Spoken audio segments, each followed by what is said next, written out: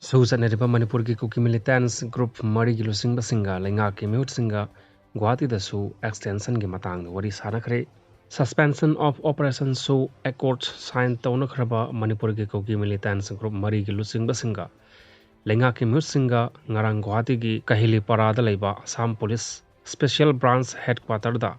SOO extension ki matang wari SANAKHRE haina official oiba pau amana hari adumoinamak maikai ani ki oiba wari sanakhiba aduda kari karamba wafamsing khanakibage amade lepnakibage haibagi hojik phawbagi oina official oina khangba ngamdri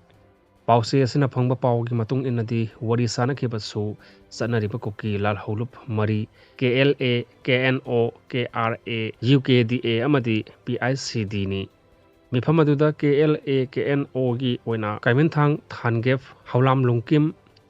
KRA gi mihut oina langlun hangsing lalsai gangte UKDA gi oina janglen kipgen Elias Xle kuki jangam haukipsu saruk yakhiba galoinana ISPCD gi oina David L Mar amadi remsang Zote saruk yakhi hairi panbaya badi ngarang mafam aduda Union Home Secretary Gobind Mohan gi nomin eni gi oiba handaki Manipur khongchet ki matungda pangthokibani Union Home Secretary gi Manipur khongchet aduda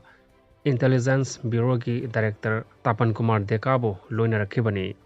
makoina Imphal da leiringai da Kangpokpi Churasanpur amade Imphal East ki mafam singda chatkibaga loina na Manipur ki Governor Ajoy Kumar Balla yauna high level meeting ama Ras Baban da pangthok tuna India Myanmar border fencing yauna state asigi law and order ki matang da khanakhiba leikibani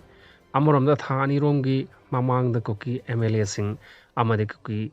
CSO singi lusingba singi oiba mifam amasu Guwahati da pangthokiba galonana central government na suspension of operation accord kodek pinakhraba ki militant singa wari sanaduna waroisin puroknaba taksinaba warepsu laukrabani panbayabadi congress na lengak pairingai United People's Front UPF amadi kuki national organization KNO gi makhada kuki underground group kulhumdoi kumjali singani nipan gi August 19 Central Government na suspension of operation SOO sign tawnakhibaga loinana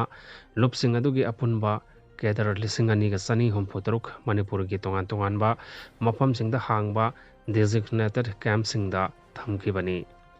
adumoinamak SOO sign tawnakhiba kuki underground group singa SOO gi sana kanglon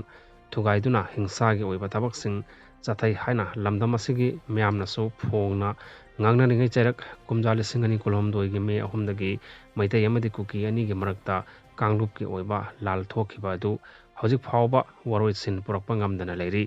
lal manungda maikai ani gi mioi chani hum phurom leikhidabaga loinana mioi lising gyana hojik mayum maikai tumna thadok pikhibadagi relief camp da sangjafam lawduna leiribani